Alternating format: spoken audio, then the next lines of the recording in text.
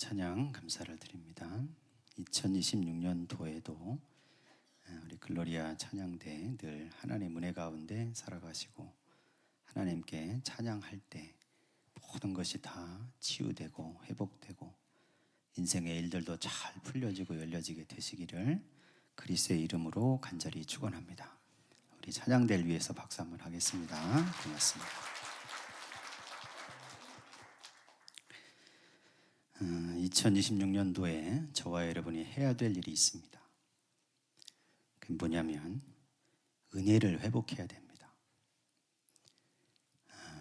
저와 여러분의 인생 삶 속에 하나님이 함께 하신다. 예수 그리스도가 나의 구주가 되신다. 그 믿음으로 살아갈 때 그때 주시는 하나님의 감동, 하나님의 은혜, 여러분 그것을 회복하시기를 바랍니다. 스티브 맥베이라는 분, 제가 가끔 인용을 하는데 은혜가 다스리는 삶이라는 책을 쓰셨는데 그분이 선교사로 29년 동안 열심히 일을 했어요. 29년 동안을 정말 열심히 온 힘을 다해서 선교의 사역에 매진했는데 29년쯤 되니까 자기 마음속에 은혜가 없어지더랍니다. 뭘 해도 감동이 없어요.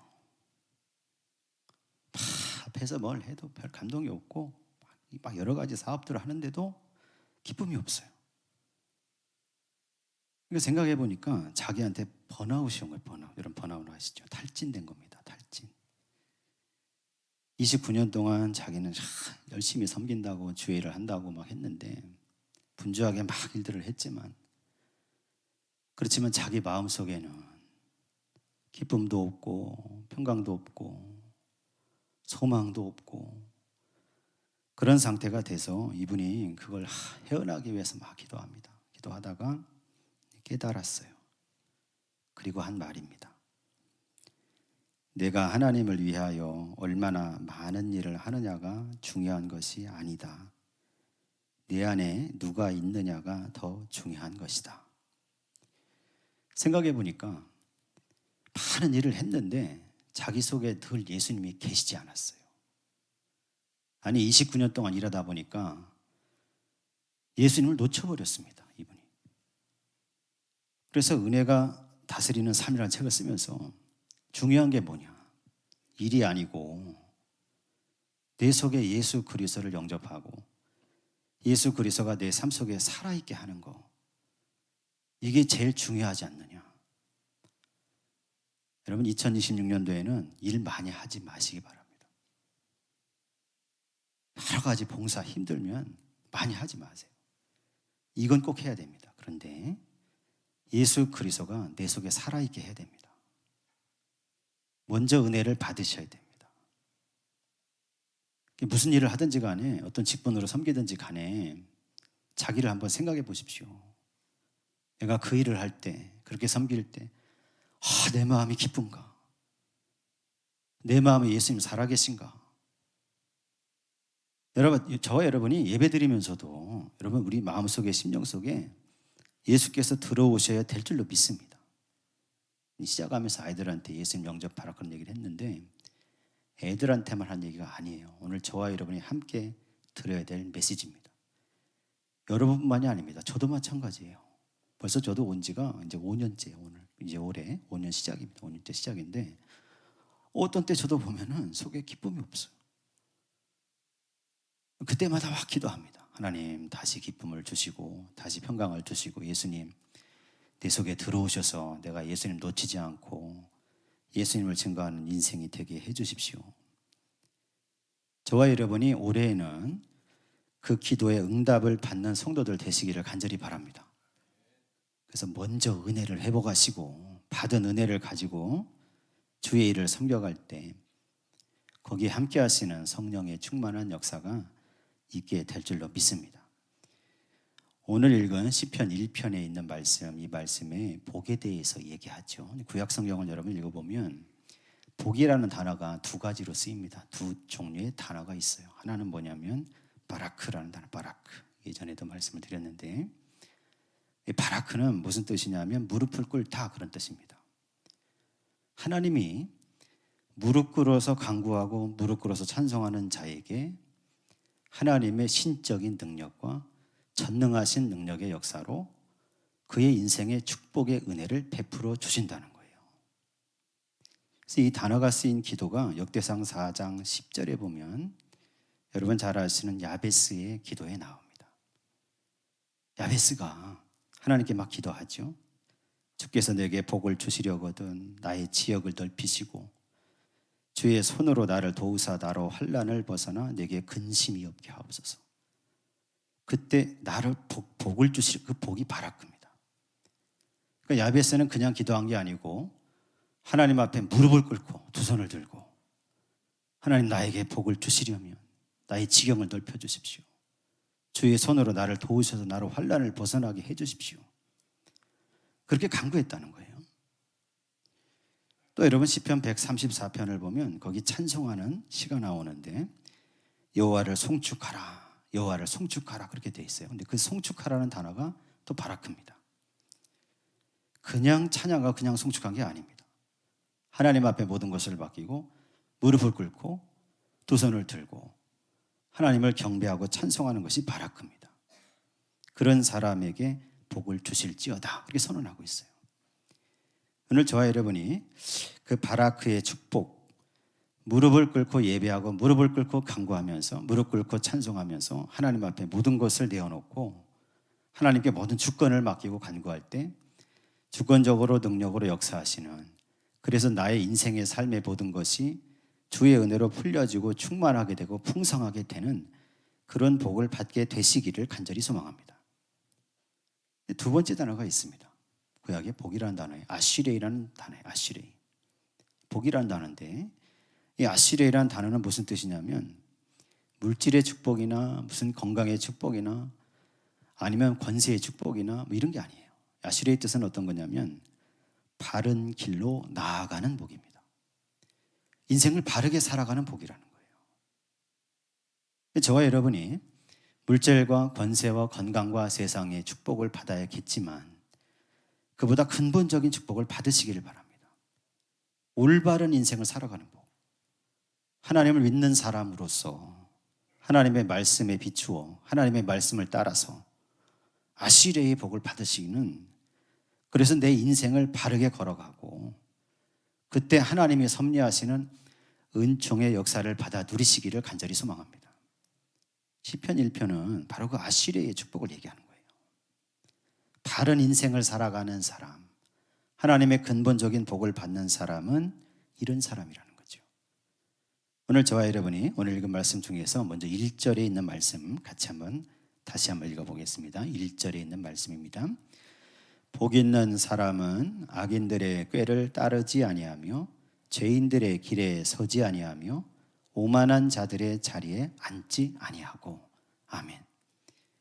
복 있는 사람은 악인들, 여러분 누가 악인들입니까? 자기 욕심, 자기의 탐욕만, 그것만 쫓아 살아가는 사람 악인들이에요. 왜 악인들입니까? 세상에서 자기가 바라고 자기가 원하고 자기가 누리고자 하는 욕심과 그 탐욕을 이루기 위해서 수단과 방법을 가리지 않기 때문에 악인인 겁니다.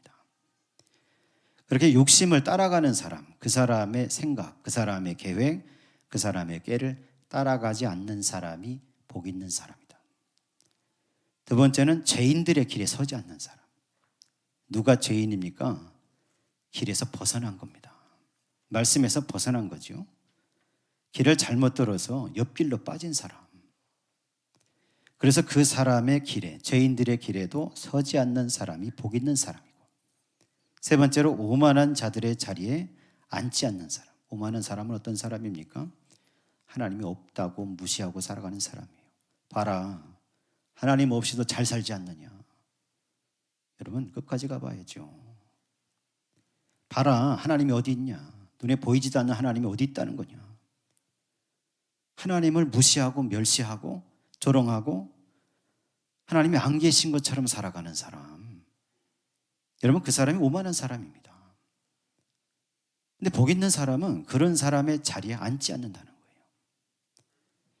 여러분 1절의 말씀을 가만히 쭉 들여다보면 죄의 근본적인 특성이 드러나 있습니다. 무슨 특성이냐면 죄는 계속해서 점차 깊어지고 넓어집니다. 그래서 이 표현이 그렇게 되어 있어요. 처음에는 따르지 않고, 두 번째는 서지 않고, 세 번째는 앉지 않는다. 제가 그런 거라는 거예요. 처음엔 따르게 하고, 두 번째는 서게 하고, 그리고 세 번째는 거기에 아예 눌러 앉아서 거기에 탁 붙여버리게 한다는 거예요. 그러니까 저와 여러분이 이 복 있는 사람 되시기를 원하는데, 그 복 있는 사람이 되기 위하여 악인들의 꾀, 자기 욕심만 따라가는 사람, 그런 생각을 따르지 마시고, 하나님 말씀을 떠나 살아가는 죄인들의 길에 서지 마시고, 하나님을 무시하고 살아가는 오만한 자들처럼 그 자리에 앉아 살아가지 않는, 그래서 하나님을 인정하고 경배하고 예배하고 살아가는 성도들이 다 되시기를 간절히 소망합니다. 복 있는 자리가 어디입니까? 하나님을 인정하고 예배하고 찬송하는 자리, 이 자리가 복 있는 자리입니다. 2026년도에 저와 여러분이 이 예배의 자리를, 예배하는 일을 성공하시기를 바랍니다. 예배에 성공한 사람 인생에도 성공합니다. 변하지 않는 진리예요. 하나님을 소망하고 구원받은 성도는, 거듭난 성도는 인생을 살아가는데 예배하기 위해서 살아가요. 내가 예배 드리기 위해서 직장 생활도 하는 겁니다. 예배 드리기 위해서 내가 가정도 잘 이끌고, 예배 드리기 위해서 내가 사람들과 관계도 맺어가는 거예요. 오늘 저와 여러분이 이 말씀을 잘 기억하시고, 나는 하나님의 복 있는 자, 복 있는 복 받은 사람으로, 복 있는 자의 자리에서는 그래서 하나님을 예배하고 찬송하고 예배 중심으로 살아가는 그런 성도의 인생이 되시기를 간절히 소망합니다. 시편 1편은 복 있는 사람, 두 번째 얘기하는데, 여러분 2절도 같이 한번 읽겠습니다. 2절입니다. 오직 여호와의 율법을 즐거워하여 그의 율법을 주야로 묵상하는도다. 아멘. 여호와 율법 그랬는데, 율법은 구약 성경의 표현이니까 여호와 율법 그렇게 얘기했죠. 그때는 율법밖에 없으니까. 그런데 지금은 여호와 율법, 이게 뭘 상징합니까? 하나님의 말씀입니다. 복 있는 사람은 하나님의 말씀을 즐거워하는 사람. 즐거워하다, 헤페추 이렇게 얘기해요, 히브리어로. 근데 즐거워한다는 얘기는 기뻐하고 사랑한다는 얘기입니다. 복 있는 사람은 하나님 말씀을 사랑하는 사람, 기뻐하는 사람이죠. 또 복 있는 사람은 그 하나님의 말씀을 주야로 묵상하는 사람입니다. 이 묵상하다는 하가라는 표현을 써요. 하가. 근데 이 하가라는 말의 뜻이 뭐냐면 중얼거린다는 겁니다. 중얼거린다. 여러분, 하나님의 말씀을 중얼거리시기를 바랍니다. 묵상하는 사람이 돼야죠. 하나님의 말씀을 여러분의 삶의 자리에서, 일하면서, 가정생활하면서, 또 학교에서, 직장에서 사람들을 만날 때, 길을 걸어갈 때도 내게 주신 하나님의 말씀을 중얼중얼 외우면서 암송하면서 그 말씀을 묵상하여 살아가는 성도가 되어야 할 줄로 믿습니다. 시편 1편은 바로 그런 사람이 복 있는 사람이라는 거예요. 하나님의 말씀을 묵상하는 자, 나의 인생의 모든 것을 붙잡아 주시고 받아주시고 인도하시는 하나님의 말씀, 내 모든 것을 알고 계시고 주장하시고 섭리하시는 하나님, 여러분 그 말씀을 늘 읽으시고 암송하시고 그 말씀을 묵상해 살아갈 때 하나님의 은총의 역사를 누리는 성도들이 다 되시기를 간절히 소망합니다. 여러분, 읽는 거하고 묵상하고 차이가 있죠. 성경을 읽는다 그럴 때, 성경을 속독한다, 통독한다고 할 때 그건 마치 타작하는 것 같아요. 근데 말씀을 묵상한다는 얘기는 타작한 곡식을 잘 탈곡해서 그것을 빻아서 아주 맛있는 빵을 만들기 위해 밀가루 반죽을 만드는 거죠. 빵을 만들기 위한 과정이 바로 묵상의 과정입니다. 마치 소가 여물을 되새김질 하듯이 하나님의 말씀을 듣고 읽고 생각하면서 그 말씀이 주시는 은혜를 생각하면서 복 있는 사람이 누구냐, 죄인의 길에 선다는 게 어떤 거냐 물어보면서 저와 여러분이 그 하나님의 말씀을 묵상하여 살아가는 그런 성도들이 다 되시기를 간절히 소망합니다. 그때 말씀에 내가 비추어지는 거예요. 하나님 말씀을 묵상하면서 그러면 나의 인생은 어떠하냐 비춰보고 그 말씀에 맞추어서 나를 다듬어 갈 때 하나님이 주시는 은혜로 저와 여러분이 풍성한 열매를 맺는 성도가 될 줄로 믿습니다. 세 번째로 복 있는 사람을 비유하면서 3절에 그렇게 얘기합니다. 3절도 같이 한번 읽겠습니다. 그는 시냇가에 심은 나무가 철을 따라 열매를 맺으며 그 잎사귀가 마르지 아니함 같으니 그가 하는 모든 일이 다 형통하리로다. 아멘. 하나님의 복을 받은 사람, 복 있는 사람은 시냇가에 심겨진 나무라는 겁니다. 근데 이 시냇가라는 말을 살펴보니까 이게 무슨 말을 히브리어 표현을 썼냐면 팔개 이렇게 해서 팔개. 무슨 뜻이냐면 이 팔개는 여러분 그냥 자연적으로 흐르는 시내가 아닙니다. 일부러 만든 시냇가예요. 여러분 중동에는 비가 올 때마다 생기는 그런 개천이 있습니다. 그런 시냇가가 있어요. 와디, 건천이라고 그러죠. 그래서 우기 때마다, 평소 때는 다 말라 있다가 비가 올 때마다 물이 쫙 흐르는 거예요. 그리고 나면 메말라 있습니다. 그런데 이 팔개는 그게 아니에요. 일부러 1년 365일, 하루 24시간 물이 계속 흐르게 하도록 누군가가 물 근원에서부터 물을 끌어온 겁니다. 그래서 수로를 만들어서 거기는 늘 물이 쫄쫄쫄쫄 흘러갈 수 있도록 만들어 놓은 시냇가를 말하는 거예요. 그러니까 시편 1편의 3절에 있는 시냇가는 바로 그런 시냇가입니다. 영적으로 얘기하면 저와 여러분이 몸된 교회를 이루고 있는 이곳, 몸된 교회가 되어 있는 이곳이 바로 하나님이 만드신 시냇가라는 말씀입니다. 예수 그리스도께서 그 몸으로 값주고 사신 성도된 여러분, 예수 그리스도를 통해서 주시는 영의 생명의 샘물을 받아 마시는 성도들이 되시기를 간절히 소망합니다. 이 시냇가에 심겨진 사람들이에요. 그냥 자라난 게 아니고 하나님께서 저와 여러분을 택하시고 부르셔서 예수 믿게 하시고 그 심령과 영혼이 살아나고 구원과 영생의 자리에 설 수 있도록 저와 여러분을 붙드시기 위해서 이 시냇가에 심겨주셨고 거기서 새로운 생명의 샘물을 마시게 하셨다는 사실을 저와 여러분이 믿고 붙잡고 그 시냇가에서 마르지 않는 이파리, 마르지 않는 잎사귀로 하나님 은혜 가운데 열매를 맺어 살아가는 성도들이 다 되시기를 간절히 소망합니다. 시편 1편은 이어지는 4절에서 6절까지 말씀에 악인들에 대해서도 얘기합니다. 악인들.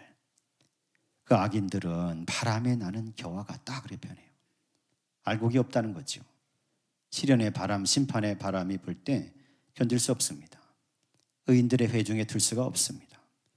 그 악인들의 길은 하나님이 망하게 하신다는 거예요.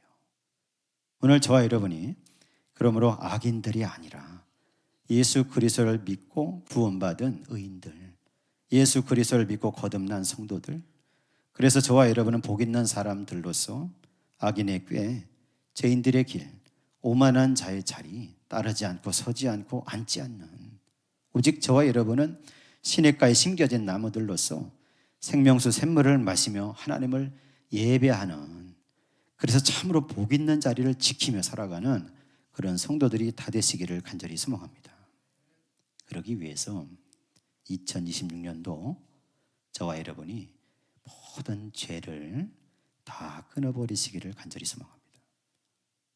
여러분, 저와 여러분이 하나님 은혜 가운데 기도하면서 또 말씀을 읽으면서 예배할 때 우리의 삶 속에, 나의 습관 속에, 나의 언어 생활 속에, 또는 나의 행동 속에, 나의 구체적인 삶의 자리에서 하나님의 말씀을 어기는 것들, 여러분 그것들을 잘 성별해서, 잘 구별해서 잘 잘라내시고 하나님의 은혜 받고 구원받은 성도들이 되시기를 간절히 소망합니다. 영화 127시간 가끔 말씀드리는데 2010년도에 데니 보일 감독이 만든 영화 127시간이라는 영화가 있어요. 근데 이 영화는 실화를 바탕으로 했습니다. 2003년도에 에런 라스턴이라는 사람이, 이 사람 뭐 하는 사람이냐면 하이킹하는 사람이에요. 오지를 등반하고 막 산 같은 데 올라가고 사람들 안 다니는 데를 막 탐험하고 이런 걸 즐기는 사람이죠. 근데 이 사람이, 에런 라스턴이라는 청년이 2003년도에 미국 유타주에 있는 블루존 캐년을 갑니다. 사람들이 오지 않는 오지로 막 들어갔어요. 막 들어가서 가는데 거기에는 가는 길 가운데 막 갈라져 있고 골짜기도 있고 여러 가지 험한 지형들도 많이 있습니다. 근데 이 사람이 거길 지나가다가 한 골짜기 작은 바위 틈이 갈라진 곳을 거기를 밟고 지나가게 됐어요. 근데 그 바위를 밟는 순간 바위가 밑으로 쏙 빠지면서 바위와 함께 자기가 추락한 겁니다. 내려가다가 양쪽 계곡 절벽에 다 끼이게 됐어요. 공교롭게도 그 바위와 그 절벽 사이에 자기 오른팔이 꼈습니다. 오른팔 때문에 꼼짝달싹을 할 수가 없습니다. 너무 아무도 지나가지 않는 곳이라 소리를 쳐도 들을 수 없고, 자기가 가지고 있는 걸 보니까 물 한 병과 캠코더 하나와 그리고 줄 하나와 그리고 주머니 칼 하나가 있더래요. 거기에 다 갇혀서 127시간을 보낸 겁니다. 거기에서 있다 보니까 그런 생각이 드는 거예요. 내가 여기서 죽어도 나중에 발견되면 내가 여기서 있었다는 사실을 내가 말해야지. 내가 부모님과 내 가족들에게 뭔가를 남겨야지. 그러면서 캠코더를 넣고 자기를 찍었어요. 이렇게 자기 마지막 유언을. 그 찍고 정신을 잃었지만 정신을 깨보니까 안 죽었어 아직. 그래서 127시간 만에 이 친구가 결심을 합니다. 내가 여기서 나가야 되겠다. 어떻게 나갑니까? 오른팔이 꼈는데 주머니 칼을 가지고 오른쪽 팔을 잘랐어요. 실제로 오른쪽 팔꿈치를 꺾고 주머니 칼로 그걸 자르고 그 절벽을 기어서 올라왔습니다. 자기를 찾던 구조대에게 발견이 돼서 이 사람이 살게 됩니다. 여러분, 저와 여러분이 또 제가 이 청년을 한번 생각해 보시기 바랍니다. 우리의 신앙의 삶 속에서도 내가 살아나가지 못하게 나를 붙드는 죄된 모습들이 있다면, 그것 때문에 내가 살 수 없도록, 그런 어떤 습관 때문에, 그런 어떤 행동 때문에, 여러분 그것들 때문에 내가 붙들려 있는 것이 있다면 2026년도에는 기도하면서 하나님의 성령의 도우심으로 그 모든 것들을 다 잘라내고 떼어내고 성별되는 성도가 되시기를 간절히 바랍니다. 마가복음 9장을 보면 예수님도 요구하셨죠. 내 손이 너를 범죄하게 하면 찍어버려라. 내 발이 너를 범죄하게 하면 찍어버려라.